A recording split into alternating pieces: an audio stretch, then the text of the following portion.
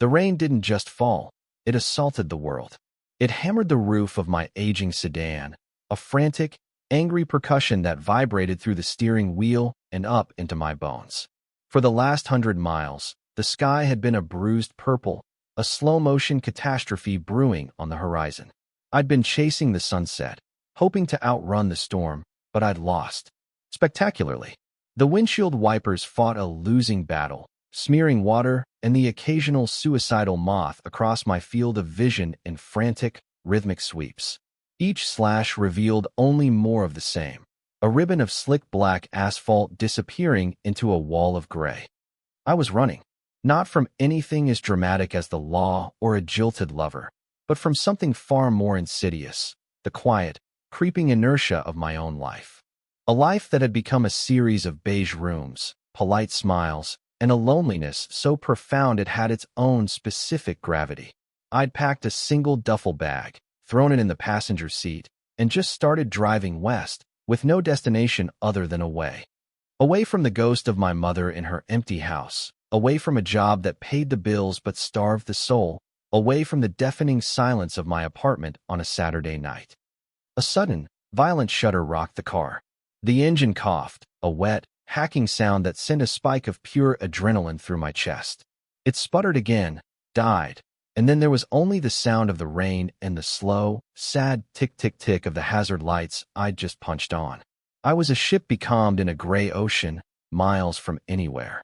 My phone, predictably, had no signal. Of course it didn't. The universe wasn't just indifferent. It was actively hostile, with a flair for dramatic irony.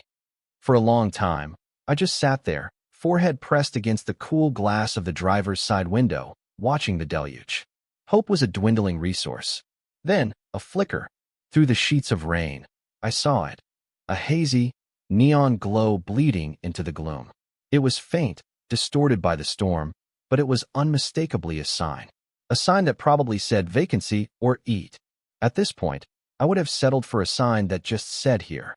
Leaving the car felt like abandoning a sinking vessel, but I had no choice. I pulled my jacket over my head, a useless gesture against the downpour, and plunged into the storm. The wind tore at me, and the rain was so cold it felt like tiny needles against my skin. The sign grew clearer as I trudged along the shoulder of the road, the gravel sucking at my soaked sneakers. It was an old-fashioned sign, the kind with buzzing tubes of light, and it flickered bravely against the onslaught. The Pine Shadow Motel, it read. Below it, another smaller sign buzzed erratically. The NO in front of vacancy was dark, leaving a hopeful, glowing lie. The motel itself looked like something preserved in amber from a bygone era. A single-story, L-shaped building with a long covered walkway. A few darkened windows suggested it wasn't entirely abandoned. The office was a small, separate building at the front, its windows casting a warm, buttery light that seemed like the most welcoming sight in the entire world. I pushed the door open, a small bell tinkling somewhere overhead, a sound completely swallowed by the roar of the storm. The air inside was warm and smelled of old wood, lemon polish, and something else, rain on dry earth. Behind a long wooden counter stood a man. He wasn't what I expected. I'd pictured someone small and wizened, maybe a character actor from a noir film. This man was tall, broad-shouldered, with dark hair that was slightly damp around the edges. He wore a simple gray Henley that stretched across his chest and faded jeans.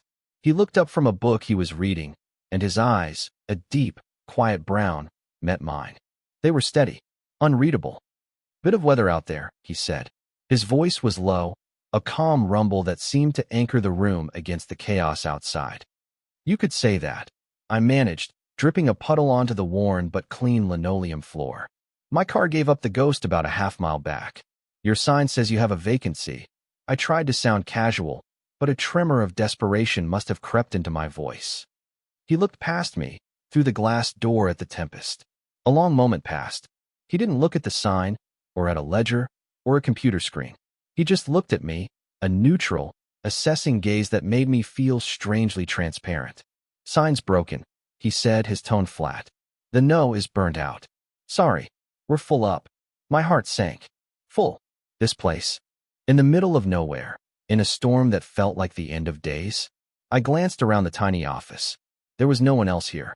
A key rack on the wall behind him held at least half a dozen keys hanging from large plastic fobs. My face must have betrayed my disbelief, my sheer, unadulterated panic at the thought of going back out into that storm.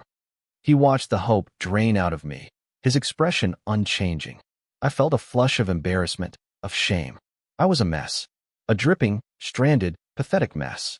I was about to thank him anyway and turn to leave, to face the rain and whatever came next, when he spoke again. But he began, and the word hung in the air between us, a lifeline. He reached behind him, not for one of the keys on the main rack, but for a single, solitary key hanging from a nail by the doorframe. It was a simple brass key, no plastic fob. He slid it across the polished surface of the counter. It came to a stop just inches from my trembling fingers. "You can take my room. It's the cabin out back. I can sleep on the couch in here." I stared at the key, then back up at him. His face was still unreadable, a mask of calm neutrality. But his eyes, there was something in his eyes. Not pity, something else, something I couldn't name. It was an offer so unexpectedly kind, so far beyond the realm of simple customer service, that I was rendered speechless. I can't ask you to do that," I stammered, my voice hoarse. "You're not asking. I'm offering," he said, his voice still that same low, steady rumble. "It's either that or the storm. Your choice." He held my gaze. It wasn't a challenge, just a statement of fact. The cabin or the deluge. A warm bed or the cold, hard shoulder of the highway. It wasn't really a choice at all. My fingers, numb with cold, closed around the cool metal of the key. "Thank you," I breathed, the words feeling small and inadequate. "I'm Leo, by the way." "Julian," he said, with a slight nod. "Cabin's just past the end of the building. Path is lit. Try to stay out of the puddles." I spent the next hour in that cabin, a small, self-contained world of knotty pine and blessed warmth. I stood under a stream of impossibly hot water in the small shower until my skin was pink and the chill had finally seeped out of my bones. The cabin was simple but meticulously clean. It consisted of one main room with a comfortable-looking queen bed, a small kitchenette in one corner, and an armchair next to a fireplace that was already laid with wood and kindling. It was clearly a personal space. A worn leather-bound book sat on the nightstand. A faded photograph of a mountain range was tacked to the wall, and a soft, well-used flannel shirt was draped over the back of the chair. It smelled like him. That same scent of rain on earth, but with an undercurrent of something clean and masculine, like cedar soap. I felt like an intruder, a ghost haunting someone else's life. I put on the driest of the damp clothes from my duffel bag and sat on the edge of the bed, listening to the storm rage outside. The generosity of the gesture was staggering. No one was this kind. Not to strangers. My mind, always a frantic hamster on a wheel, began to spin. Why? Why would he give up his own bed for me? Was he just a truly decent human being, a rare species I'd only read about? Or was there another reason? My tired, lonely brain supplied a dozen possibilities, each one more unlikely than the last. A sharp knock on the door jolted me from my reverie. I opened it to find Julian standing on the small covered porch, holding a tray. He was wearing a thick, dark sweater now, and his hair was wetter, plastered to his forehead. He must have been out in the storm. "Thought you might be hungry," he said, his voice barely audible over the wind. "Kitchen's closed, but I had some leftover stew." He stepped inside without waiting for an invitation, setting the tray down on the small table. It held a steaming bowl of beef stew, a chunk of crusty bread, and a glass of water. The aroma filled the small cabin, a rich, savory scent that made my stomach clench with a hunger I hadn't realized I possessed. "You really don't have to do this," I said, feeling that same wave of inadequacy. He was feeding me now, on top of everything else. He just shrugged, his broad shoulders moving under the thick wool. He walked over to the fireplace and crouched down, striking a match. The kindling caught with a soft whoosh, and orange light began to dance, casting flickering shadows across his strong profile. He didn't look at me. He seemed completely focused on the task at hand, his movements economical and precise. I sat down and ate, the stew warming me from the inside out. It was delicious, hearty, and simple. Julian remained by the fire, poking at the logs with an iron poker until they were burning steadily. We existed in a strange, companionable silence, punctuated only by the clinking of my spoon against the bowl and the crackle of the fire. The storm outside seemed a world away. When I was finished, I took the bowl to the small sink. Julian was still by the fire, but he was watching me now. His gaze was just as steady, just as unreadable as it had been in the office. It wasn't menacing or suggestive or anything I could easily define. It was just watchful. He was observing me, and I had the distinct feeling that he was seeing more than just a soaked, stranded traveler. "So, Leo," he said, his voice still low and quiet, "what are you running from?" The question was so direct, so devoid of preamble, that it caught me completely off guard. It wasn't small talk. It was an incision. I turned from the sink, my hands still damp. The firelight carved deep shadows on his face, making his eyes seem darker, deeper. "What makes you think I'm running from something?" I countered, trying for a light tone and failing miserably. "Everyone who ends up here is either running from something or running to something," he said, his gaze never wavering. "And you don't look like you have a destination in mind." He was right, of course. So profoundly right that it felt like he'd reached into my chest and taken a reading of my soul. I leaned back against the counter, the formica cool against my shirt. The pretense felt useless. "Myself, I guess," I admitted, the words tasting like rust in my mouth. "A lack of anything. A quiet life that got too quiet." He nodded slowly, a small, almost imperceptible movement. He accepted the answer without judgment, without the usual barrage of follow-up questions or well-meaning but useless advice. He just accepted it. The silence that followed was different from the one before. It was heavier, charged with my admission. "This is a good place to be quiet," he said, finally.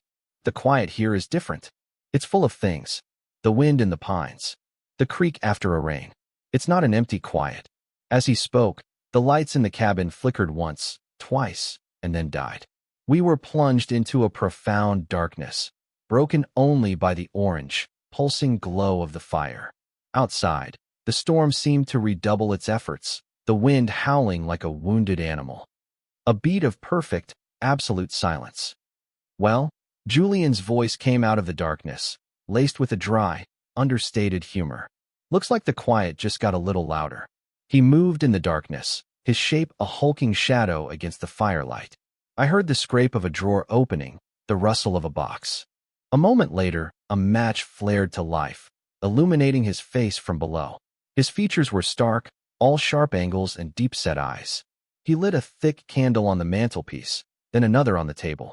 The cabin was filled with a soft, wavering golden light that felt ancient and intimate. "Generator for the main building only," he explained, his voice returning to its calm, practical tone. "Cabins on the main grid." He moved around the small space with an easy familiarity, gathering more candles, placing them strategically. I just stood by the counter, feeling useless, watching him. I was acutely aware of him, of his presence in the small, enclosed space. Every movement he made seemed deliberate and graceful. The way he bent to light a candle on the floor, the stretch of the fabric across his back, the quiet sound of his breathing. My own breath felt shallow, caught in my throat. This was an intimacy I hadn't bargained for. We were two strangers, trapped by a storm, sharing a room lit only by fire and candlelight. The world outside had ceased to exist. There was only this cabin, the sound of the rain, and the large, quiet man who had inexplicably taken me in. "There's a deck of cards in that drawer," he said, nodding towards the nightstand. "If you're not ready to sleep." It wasn't a question, but it felt like one. An offering of distraction, a way to pass the time until the storm, or this strange tension between us, abated. I found the cards, a worn deck with softened edges, and we sat at the small table, the candlelight flickering between us. We played gin rummy, the soft snap of the cards the only sound for long stretches. I watched his hands as he dealt. They were strong, capable hands, with clean, short nails and a scattering of faint, faded scars across the knuckles. Hands that looked like they knew how to fix things, to build things. He played with a quiet focus, his unreadable eyes flicking from his cards to my face and back again. I found myself trying to decipher his expression, searching for a clue, any hint of what he was thinking. But his face was a placid lake, betraying nothing of the depths beneath. "You're terrible at this," he observed after my third consecutive loss. There was no malice in it, just a plain statement of fact. A ghost of a smile touched the corner of his mouth, the first I'd seen. It transformed his face, softening the stoic lines around his eyes. I'm distracted, I admitted, and it was the truest thing I'd said all night. By what? He asked, his eyes holding mine over the flickering candle flame. By you. By this cabin. By the fact that I'm sitting here, in your room, playing cards by candlelight while the world ends outside. By the scent of your soap on the towels, and the way your Henley pulls tight across your shoulders when you lean forward. The words screamed in my head, but I couldn't say them. By the storm, I lied lamely. He didn't call me on it. He just gathered the cards, his long fingers shuffling them with an expert flick of the wrist. The storm will pass, he said. The words seemed to hold a double meaning, a quiet reassurance that this, too, this strange, charged moment, would eventually end. We didn't play another hand. The silence stretched again, but it was comfortable now. The exhaustion of the day, of the drive, of the last several years of my life, began to settle deep into my bones. I yawned, a wide, jaw-cracking thing I couldn't stifle. You should get some sleep, Julian said, his voice soft. He stood and began to collect the candles, leaving only the one on the nightstand and the dying light of the fire. And then, the reality of the situation crashed back in on me. The bed. The single, solitary queen-sized bed that dominated the room. He'd said he would sleep on the couch in the office. I'd been so overwhelmed by his kindness, by the food and the fire, that I had pushed the logistics of the sleeping arrangement from my mind. Where will you go? I asked, my voice barely a whisper. He looked at the bed, then back at me. The couch in the office is not great. And it's a long, wet walk back in this. He paused, and for the first time, I saw a flicker of something in his eyes. Not uncertainty, but perhaps deliberation. A weighing of options.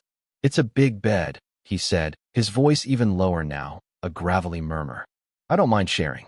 If you don't. My heart hammered against my ribs. It felt like the world had tilted on its axis. Share the bed. With him.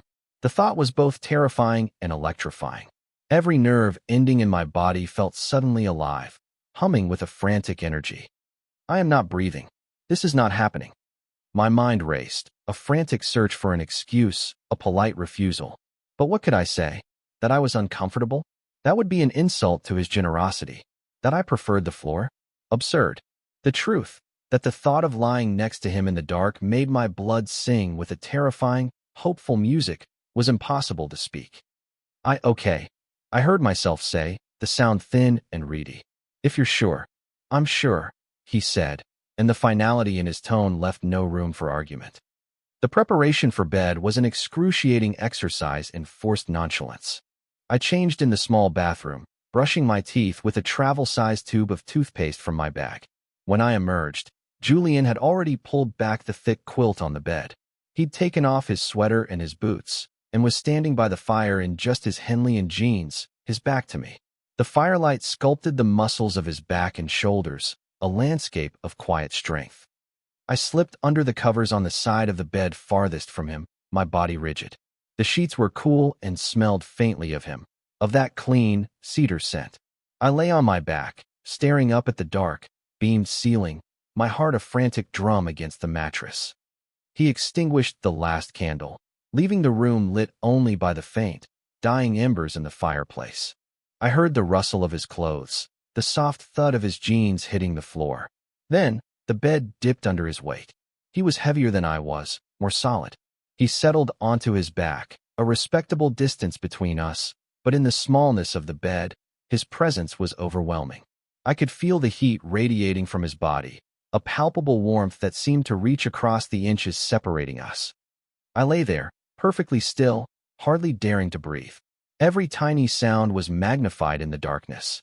The sigh of the wind outside, the groan of the pine trees, the soft, steady rhythm of his breathing next to me. It was deeper than mine, slower.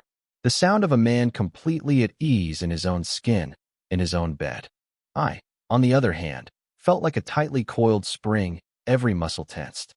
I don't know how long we lay there in silence. It could have been 10 minutes or an hour. Time had become a thick, syrupy thing. My mind was a chaotic swirl of fear and a yearning so sharp it was a physical ache in my chest. I wanted to turn towards him. I wanted to close the small gap between us. I wanted to know if the steady calm he projected was all there was, or if there was something else simmering beneath the surface. But I did nothing. Fear was an old, familiar friend. It had kept me safe in my quiet, beige life. It whispered to me now, telling me to stay still, not to move, not to ruin this fragile peace with my own messy desires. Then he moved. It was a small shift, but it felt seismic. He rolled onto his side, facing me. I could feel his gaze on me in the darkness. My own eyes were squeezed shut, a pathetic attempt at feigning sleep. "Leo," he said, his voice a low murmur, barely disturbing the air. My eyes opened. In the faint, ruddy glow from the embers, I could just make out the shape of his face, the dark slash of his brow, the glint of his eyes. "You're still awake," he stated. It wasn't a question. "Yeah," I whispered, my voice thick. "Can't sleep?" "No." Another long silence. I could feel the conversation that was happening in the space between us, the one without words. My heart was beating so loudly I was sure he could hear it, a frantic counterpoint to the steady rhythm of the rain. "Is it me?" he asked, his voice still quiet, but with a new edge to it, a directness that cut through the darkness. "Am I making you uncomfortable?" Here it was. The out. The chance to lie, to say yes, to retreat back into the safety of polite distance. I could make an excuse, move to the armchair, and this unbearable, wonderful tension would be broken. We could pretend in the morning that none of this happened. But the thought of going back to that cold, lonely silence was suddenly more terrifying than the truth. I had been running from emptiness, and for the first time in years, I was in a room that felt full. Full of warmth and firelight, and the presence of this solid, quiet man next to me. I took a breath. It felt like the first real breath I'd taken all night. "No," I said, the word coming out stronger than I expected. "You're not making me uncomfortable." I paused, searching for the right words, the honest ones. "You're making me something else." The silence that followed this admission was the most profound of all. It was a silence that waited, a silence that held a question. In the dying light of the fire, I saw him move his hand, the one that was resting on the mattress between us. He moved it slowly, deliberately, across the cool sheet until his fingers brushed against mine. It wasn't an accident. It was a question asked in the language of touch. My own fingers were stiff, frozen. My brain screamed at me to pull back, to retreat. But my body, my heart, had other ideas. I turned my hand over, my palm facing up, an invitation. A surrender. His fingers laced with mine. His hand was warm, his grip firm and sure. It wasn't a tentative touch, it was a statement. An anchor in the dark. A current of pure electricity shot up my arm, a jolt that seemed to restart my stalled heart. Just us. My heart picked up pace. He said nothing. He just held my hand, his thumb stroking slowly, rhythmically, over my knuckles. It was a simple, profound gesture of connection that undid me completely. Years of carefully constructed walls, of emotional distance, crumbled into dust. A sound escaped my throat, a small, broken thing, half sob, half sigh. He shifted closer, the space between us vanishing.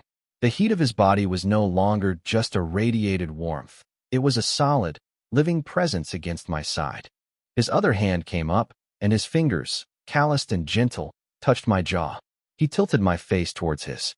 His face is inches from mine. I can feel his breath, warm and steady, on my lips.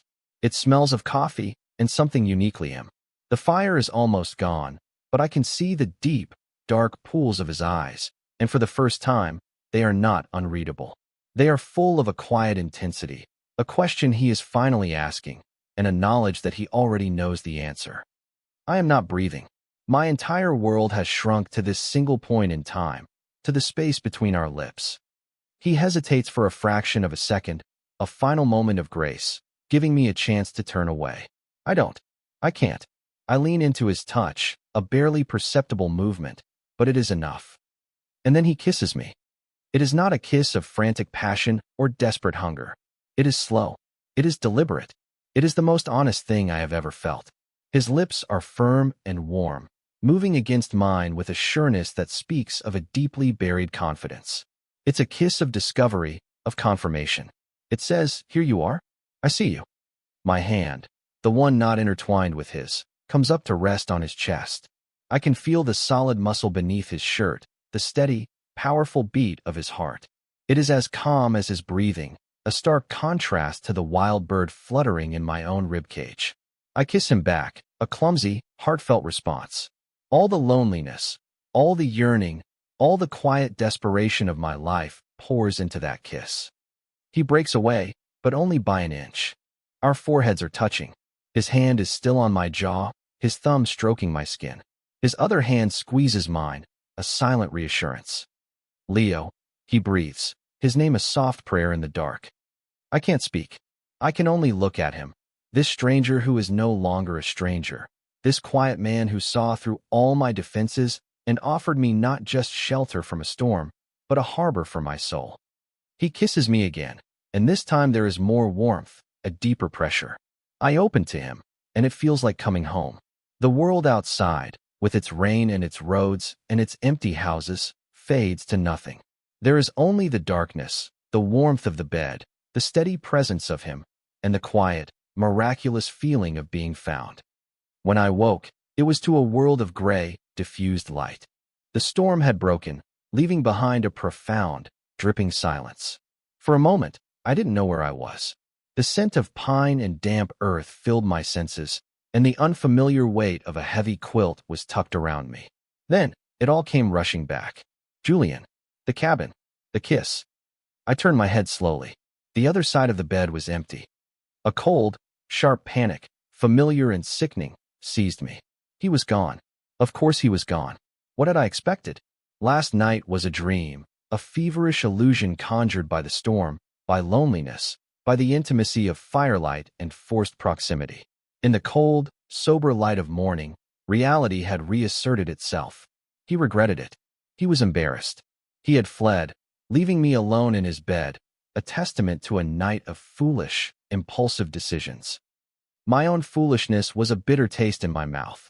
I had let my guard down, allowed myself to feel a flicker of hope, and this was the result. The same old story. I was an idiot. A lonely, hopeful idiot. I sat up, the quilt pooling around my waist. The cabin was chilly. The fire had died down to a bed of pale gray ash. Julian's flannel shirt was still draped over the armchair, a silent rebuke. His book was still on the nightstand. The space didn't feel empty, but his absence was a physical presence, a gaping hole in the quiet atmosphere. I forced myself out of the warm bed, my movements stiff and awkward. My clothes from yesterday were still damp. I pulled them on, the cold fabric clinging unpleasantly to my skin. I had to leave. I had to get my car, call a tow truck, and get back on the road to nowhere. I had to put as much distance as possible between myself and this place, between myself and the memory of his hand in mine. I moved towards the door, my duffel bag clutched in my hand like a shield. I didn't know what I would say if I saw him. A mumbled thank you? An apology? Or would I just drop the key on the counter of the office and run, a coward to the very end? As my hand touched the doorknob, I heard a sound from outside. The steady, rhythmic chop of an axe splitting wood. I hesitated, my hand frozen on the cool brass. I peered through the window. There he was. In the clearing behind the cabin, Julian was splitting firewood. He wore the same dark sweater from last night, his breath pluming in the cool morning air. He moved with that same unhurried, powerful grace. He would swing the axe high, his body a study in controlled force, and bring it down with a satisfying thwack, splitting a log cleanly in two. He was completely absorbed in his work, a man at peace with the physical world. I watched him for a long time, my heart a confused, aching knot in my chest. He wasn't hiding. He wasn't running. He was just being, splitting wood, living his life. The panic in my chest began to subside, replaced by a deep, throbbing uncertainty. What did this mean? What did last night mean? He must have felt my eyes on him, because he stopped, the axe resting on the chopping block. He turned his head and looked directly at the cabin, directly at the window where I stood. Our eyes met across the misty yard. He didn't smile, didn't wave. He just looked at me, his expression as unreadable as ever in the gray morning light. Then he lifted the axe, sank it into the block, and started walking towards the cabin. My fight-or-flight instinct screamed at me to run, to open the door and bolt, but my feet felt rooted to the floor. I couldn't move. I could only watch as he approached, his boots making soft sounds on the damp earth. He came up the steps to the small porch and stopped, his hand resting on the railing. He didn't try the door. He just waited. Taking a shaky breath, I opened it. We stood there for a moment, separated by the threshold, the cool, clean air swirling between us. He was close enough that I could see the faint stubble on his jaw, the tiny flecks of gold in his brown eyes. He smelled of pine and cold air. "Morning," he said, his voice that same low rumble. It held no trace of awkwardness, no hint of regret. It was just a greeting. A simple, solid fact in a world that had felt, moments ago, like it was made of shifting sand. "Morning," I managed to reply, my own voice sounding thin and uncertain. "I made coffee," he said, nodding back towards the office. In the office, and the power's back on. It was so normal, so mundane, so utterly at odds with the earth-shattering intimacy of the night before. My brain struggled to reconcile the two realities. The man who had kissed me with such quiet intensity in the dark was now offering me coffee, as if we were old friends, as if this was just another Tuesday. I should probably go," I stammered, gesturing vaguely with my duffel bag. "Call a tow truck." "My car." He listened, his gaze steady. He didn't interrupt. He just let me babble, my words tumbling out, a clumsy wall I was trying to build between us. When I finally trailed off, a painful flush creeping up my neck, he was silent for a moment. "The bridge on the main road is washed out," he said, his tone matter of fact. "Radio said it'll be a day or two before they can even assess it. No one's going anywhere." I stared at him, trapped. The storm had passed, but I was still stranded. The universe, it seemed, was not done with me yet. "Oh," was all I could manage. "Come have some coffee," he said again. It wasn't a request this time. It was a gentle instruction. He turned and walked back towards the office, not looking back to see if I was following. He just assumed I would. And I did. I dropped my bag back inside the cabin and followed him, my feet moving as if of their own accord. The walk across the damp gravel felt like a walk of surrender.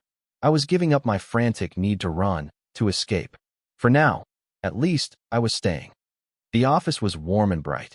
A pot of coffee was brewing, filling the small space with its rich, comforting aroma. Julian was already behind the counter, pouring 2 mugs. He slid one across to me, his fingers brushing mine for a fleeting second. The brief touch sent another jolt through me, a reminder of the night before. I wrapped my hands around the warm ceramic, the heat a welcome comfort. We drank in silence. It wasn't the charged, tense silence of the previous night, nor the awkward, fearful silence of my morning awakening. It was something else, a quiet, waiting space. "About last night," I began, because the uncertainty was eating me alive. I had to know. I had to understand. He looked up from his mug, his eyes meeting mine over the rim. "What about it?" he asked, his voice neutral. I don't want you to think. I mean, you were being kind, and I took advantage." "Leo," he cut me off, his voice soft but firm. He put his mug down on the counter with a quiet click. "Did you think I was just being kind when I kissed you?" The directness of the question stole the air from my lungs. There was no hiding, no room for misinterpretation. He was laying it all out, demanding honesty. "No," I whispered. "Good," he said. "Because I wasn't." And that was it. No grand declaration. No flowery speeches. Just a simple, unadorned truth. He wasn't just being kind. He hadn't kissed me out of pity or loneliness. He had kissed me because he wanted to. The relief that washed over me was so immense it made me dizzy. The knot of anxiety in my stomach finally, blessedly, uncoiled. "Okay," I said, a small, breathy sound. "Okay," he echoed, and this time, the corner of his mouth tilted up in that faint, rare smile. The next 2 days passed in a strange, dreamlike haze. The motel was an island, cut off from the rest of the world. No guest could arrive, and no one could leave. The few who were already there stayed in their rooms, content to wait out the inconvenience. It left Julian and me in our own little bubble. I helped him. It started with small things. I carried the firewood he'd split and stacked it on the cabin porch. I helped him clear a fallen branch from the main path. He moved with a quiet competence, and I followed his lead, feeling a simple, profound satisfaction in the physical labor. It was a relief to get out of my own head, to focus on a task, to feel my muscles ache with honest work. We talked. Not about anything important, not at first. We talked about the weather, about the best way to stack wood, about the stubbornness of old plumbing. But slowly, in the quiet moments between tasks, the conversations deepened. He told me he'd bought the motel 5 years ago, after leaving a high-stress corporate job in a city he'd grown to hate. He'd wanted a life that was slower, quieter, more real. A life where he could feel the seasons change and work with his hands. I, in turn, told him about my own beige life. About the suffocating silence of my mother's house after she was gone. About the job that felt like a slow-motion death. About the feeling of being an observer in my own story. He listened. He didn't offer solutions or platitudes. He just listened, his steady gaze making me feel seen in a way I never had before. We ate our meals together in the cabin. He was a simple but excellent cook, making stews and thick sandwiches.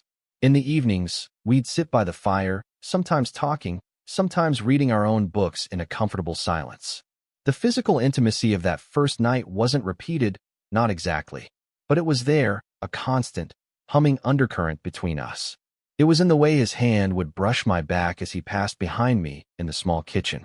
The way our knees would touch when we sat on the small sofa. The way he would look at me from across the room. A long, quiet look that said more than words ever could. The one bed remained. Each night, we would lie down together in the dark. There was no repeat of that first, earth-shattering kiss. Instead, in the darkness, he would find my hand, his fingers lacing with mine. He would hold my hand as we fell asleep, a silent, nightly promise of connection.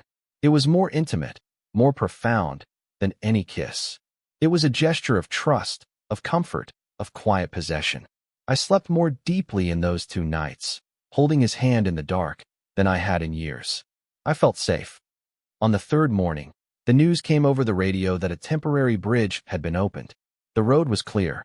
The island was no longer an island. The bubble was about to burst. A cold dread settled in my stomach. I had to leave. My car was still on the side of the road. My empty life was waiting for me. This interlude, this strange, beautiful dream, was over. I packed my duffel bag again, my movements slow, heavy with reluctance. Every object in the cabin seemed to hold a memory. The armchair where he'd sat and read. The table where we'd played cards. The bed where we had slept, hands entwined. Leaving felt like a betrayal. It felt like tearing a part of myself away. Julian was in the office when I walked in, my bag in my hand, the cabin key feeling like a lead weight in my pocket. He was on the phone, talking to what sounded like a tow truck company. He gave them the location of my car, his voice all business. He hung up and turned to me. His face was, once again, unreadable. "They'll meet you there in an hour," he said. "Thank you," I said, my voice barely a whisper. I put the key on the counter between us. It made a soft, final sound. "For everything. I don't know how to thank you." "You don't have to," he said, his eyes fixed on the key. This was it. The end. I was supposed to say goodbye, to walk out the door and never look back. But the words wouldn't come. My feet wouldn't move. The thought of driving away, of the silence of my car, of the long, empty road ahead, was unbearable. "So what now?" he asked, his voice quiet. He looked up from the key, and his gaze pinned me in place. "You go back to your quiet life?" The question was a blade, sharp and true. Yes, that was the plan. The logical, sensible thing to do. Go back to the life I was running from. Only now with the fresh, painful memory of what I was missing. I looked at him, at this steady, quiet man who had given me more in 3 days than I'd found in 30 years. I saw the strength in his hands, the kindness in his deep-set eyes, the faint smile that he saved for rare, important moments.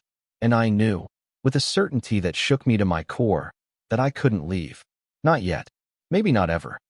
The fear was still there, a cold whisper in the back of my mind. But for the first time, something else was stronger. A fragile, tentative hope. The desire to be an actor in my own story, not just a spectator. "What if I don't want to?"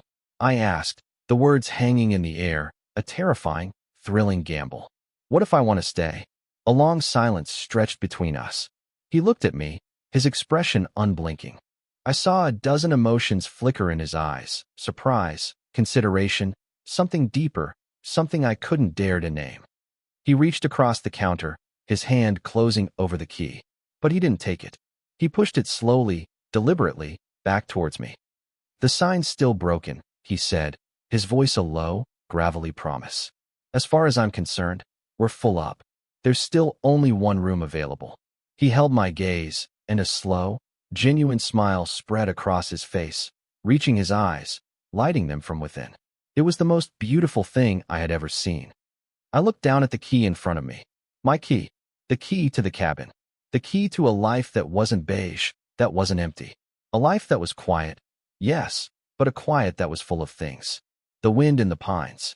The crackle of a fire. The steady beat of his heart next to mine in the dark. My fingers closed around the cool brass. I didn't need to call the tow truck. I didn't need to go anywhere. For the first time in my life, I wasn't running from something. I was running to something. I was home.